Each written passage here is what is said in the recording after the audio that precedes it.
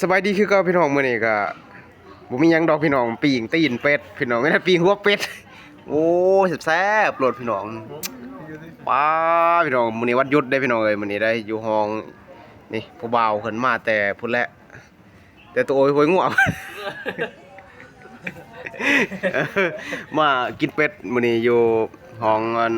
บุตรวีนอนนี่โอ้ยผู้บ่าวรออันจะไปซักพุ่นได้นี่เป็นธรรมดาได้นี่แซ่บๆเด้อพี่น้องเด้อมาเด้อพี่น้องเด้อกินนำกันพี่น้องเอ้ยมื้อนี้